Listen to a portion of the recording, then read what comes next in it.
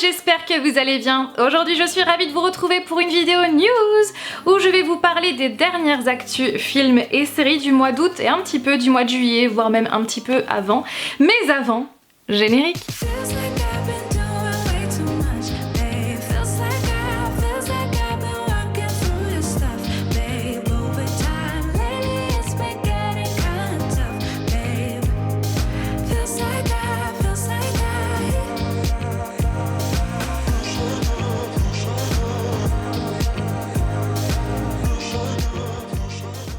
Je vais donc commencer avec DC Comics. Alors sachez que depuis peu, ils sont en train de mettre en place un nouveau plan sur 10 ans pour faire un peu comme chez Marvel, comme le MCU, j'ai envie de dire, il serait temps, n'est-ce pas? Parce que c'est vrai que j'attends que ça, d'avoir tous les films qui coïncident entre eux, qui soient liés comme chez Marvel, donc il serait peut-être temps. Donc du coup, là, Warner veulent trouver quelqu'un pour repenser la franchise et la diriger comme fait Kevin Feige chez Marvel. Donc on verra bien, plus qu'à croiser les doigts, que le MCU, enfin que le DCU tienne la route comme le MCU. Quoique, hein, je vous parle très prochainement de Thor Love and Thunder, soyez patients. Et j'avais complètement oublié de vous en parler dans ma dernière vidéo news qui s'affiche juste là, donc ça y est, le titre de ce deuxième Joker va s'intituler Joker Folia 2, puisque oui, on va retrouver donc Joaquin Phoenix sous les traits du Joker et il va y avoir Harley Quinn jouée par Lady Gaga. Vous le savez ou peut-être pas, c'est ma chanteuse préférée de tous les temps, donc je suis hyper contente de la voir dans ce film. Parce que oui, sachez que ce film sera une comédie musicale. Alors là, pour le coup, je vais pas dire que je suis hyper emballée, parce que pourtant j'adore les comédies musicales, mais je suis un tout petit peu sceptique parce que c'est vrai que le Joker 1, je trouve que ça matche pas très bien avec le premier Joker qui était excellent. Pourquoi faire une comédie musicale? Je sais pas. Plus qu'à attendre, puisque ce film, ça y est, il y a enfin une date de sortie, il va sortir 5 ans pile après le premier, soit le 19 octobre 2024. On continue avec DC Comics. Sachez que Batgirl, le film Batgirl, a été annulé. Et vous savez quoi? Il avait déjà coûté 90 millions de dollars. Oui, 90 millions de dollars qui ont été mis à la poubelle parce que la Warner a décidé de, hop, comme ça, de jeter Batgirl à la poubelle. C'est clairement la première fois que ça arrive, c'est un cas inédit.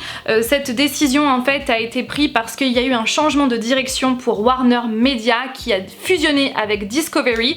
Et du coup, ils ont fait un remaniement, tout ça, et Batgirl, pouf, a été jetée à la poubelle. Donc, il n'y a plus qu'à attendre. D'autant plus qu'en ce moment, la Warner est pas mal embêtée avec Ezra Miller, qui est donc l'acteur qui joue Flash dans le prochain film Flash qui va sortir en juin 2023. Je ne vais pas rentrer dans ses déboires à lui parce que ça serait beaucoup trop long, mais il a pas mal de frasques derrière lui, derrière Yel plutôt, puisqu'il est non-binaire et... voilà, il y a pas mal de choses qui se sont passées, donc c'est vrai qu'au niveau pub, il fait pas trop du bien à la licence, donc à Flash. Donc on verra bien, voilà. D'ailleurs je vous invite à aller voir la vidéo de Sadjoviana que je vous conseille trop, j'adore ses vidéos, elle explique trop bien, donc elle a fait une vidéo sur Ezra Miller et ses déboires, donc voilà, je vous invite à aller la voir. On va parler maintenant de films d'horreur, je vais vous parler de Saw. Le 10e volet a été annoncé, il est de retour le 27 octobre 2023. Si vous ne connaissez pas Saw, je pense que vous avez déjà forcément entendu parler, c'est un tueur en série qui kidnappe des personnes pour leur faire subir des sortes de tests, des jeux comme ça là, où la mort est pas très loin et c'est très gore, donc interdit aux moins de 16 ans. Moins de 16 ans je crois pour la grande majorité, si ce n'est pour tous. Donc ça y est, ça va être la suite de Saw, ça ne va pas être un spin-off comme Jigsaw, donc plus qu'à attendre. Ouais, donc ça sera pour Halloween 2023. L'annonce improbable, Pac-Man, oui, le jeu Pac-Man sur lequel je jouais des heures quand j'étais petite sur Windows 98, eh bien un film est en cours de production sur Pac-Man, et vous savez quoi, ça ne sera pas un film d'animation mais plutôt un live action. Alors là pour le coup je suis un peu sceptique, qu'est-ce qu'ils vont faire avec ce mangeur de billes comme ça là, avec des fantômes qui lui courent après dans un labyrinthe, je sais pas, je suis un peu sceptique mais bon on verra bien. Donc l'idée vient de Chuck Williams qui a produit Sonic, donc on verra bien, pour le moment aucune date de sortie. Madonna a annoncé qu'elle allait faire un biopic sur elle-même parce que justement voilà, elle veut faire un film mais elle veut pas que ce soit quelqu'un d'autre qui raconte sa propre histoire. Donc c'est Julia Garner qui est connue dans la série Ozark, que je devrais commencer. D'ailleurs, si vous avez des avis sur cette série, je suis preneuse, donc dites-moi en commentaire. Donc c'est Julia Garner qui incarnera, parce que c'est sûr, Madonna, mais pour le moment on n'en sait pas plus, donc encore un peu de patience. Parlons maintenant de Hunger Games, du préquel de Hunger Games, la balade du serpent et de l'oiseau chanteur. Donc sachez que la première photo du préquel a été dévoilée, ça ressemble à ça. Donc ce film sera basé en fait donc sur l'œuvre de Suzanne Collins, qui est la maman de Hunger Games. Il va se dérouler donc 64 ans avant la saga Hunger Games, dans les années qui ont suivi la période des jours sombres, donc qui a été la première rébellion ratée à Panem. Donc sur cette photo on y voit Snow, le jeune Snow joué par Tom Blyth, et on voit aussi donc Rachel Zegler qui jouera le rôle de Lucy Gray Baird, qui donc cette actrice a été vue dans West Side Story, et du coup j'ai hâte de voir ce que ça va donner, sachant que j'aime beaucoup la licence Hunger Games. La Warner serait en pleine discussion en ce moment pour faire un remake sur le film Le Magicien d'Oz, qui d'ailleurs est sorti pour la première fois en 1939 en film. Donc d'après Deadline, cette nouvelle version sera écrite et réalisée par Kenya Barris, que nous ne connaissons pas, mais qui est très connu apparemment aux États-Unis dans le monde du metteur en scène, du théâtre, etc. Il a participé à d'autres remakes comme 12 à la treizaine, je crois, 12 à la treizaine, ça se dit, ou 13 à la douzaine, purée. Oui, de 13 à la douzaine, c'est d'ailleurs deux films que j'avais vus il y a très longtemps quand j'étais enfant, et donc du coup il y a eu un remake qui est sorti il y a pas longtemps apparemment. Enfin bref, je n'en sais pas plus, donc voilà pour le remake du Magicien d'Oz. Les fans de la licence Kung Fu Panda vont être hyper contents de cette annonce, parce que oui, ça y est, Universal a récemment annoncé qu'un 4e volet va voir le jour et devrait débarquer sur les écrans américains le 8 mars 2024. Après, la seule info que nous avons qui concerne pas vraiment les Français, parce que nous n'avons pas les mêmes voix, mais Jack Black, un acteur que j'adore, va reprendre la voix de Po. Après, nous n'avons pas d'autres informations, donc restez bien au jus, et moi aussi du coup, et peut-être que je vous en dirai plus dans les prochains mois, dans les prochaines vidéos news.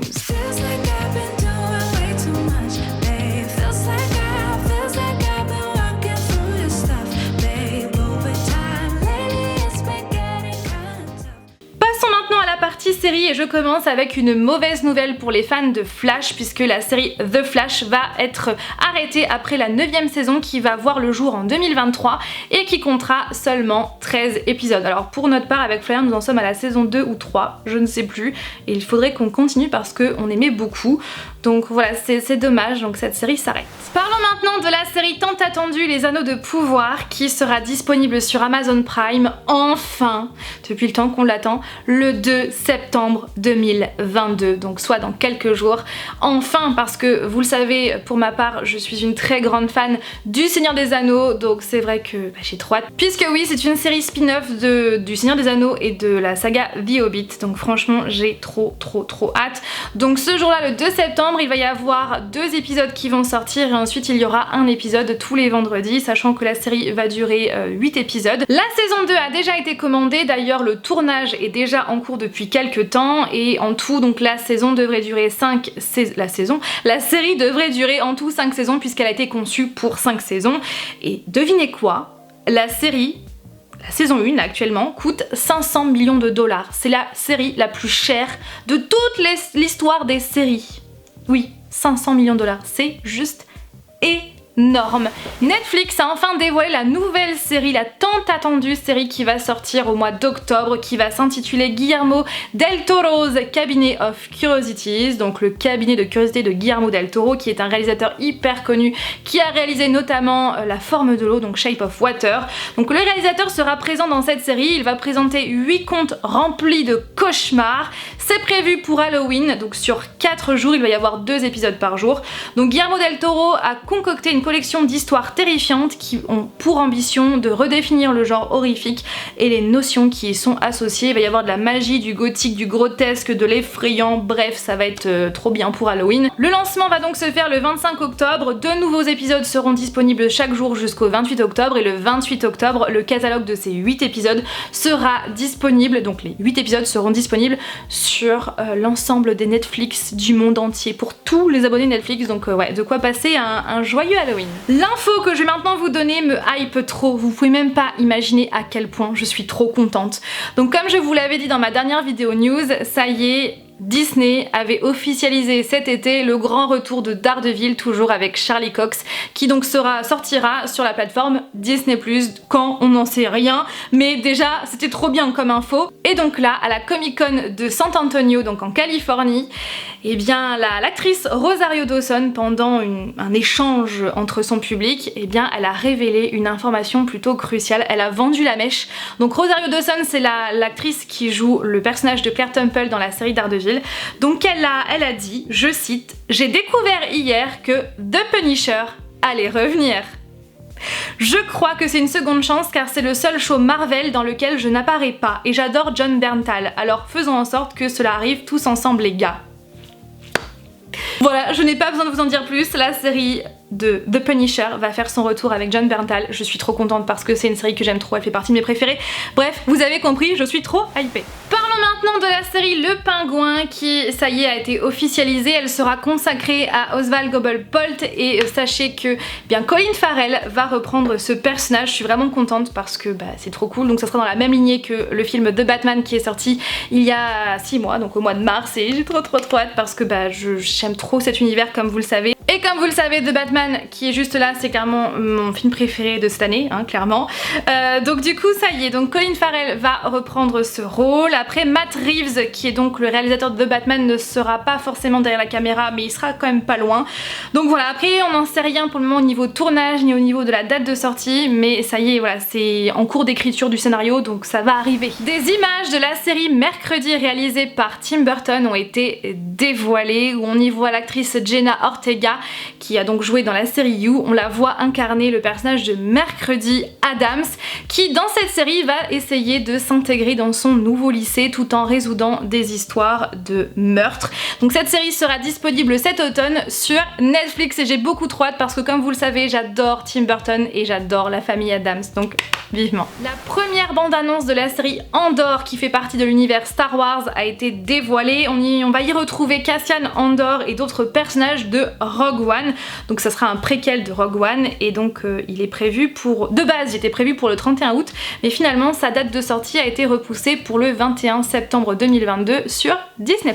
Voilà tout le monde pour ces dernières news. Bien sûr, il y en a encore plein d'autres, mais j'ai vraiment pris celles qui m'intéressent et qui, je pense, vous intéressent également. Et puis voilà, n'hésitez pas à réagir comme d'habitude en commentaire. Je vous fais tout plein de bisous et je vous dis à dimanche prochain pour une nouvelle vidéo. Bye! Yeah.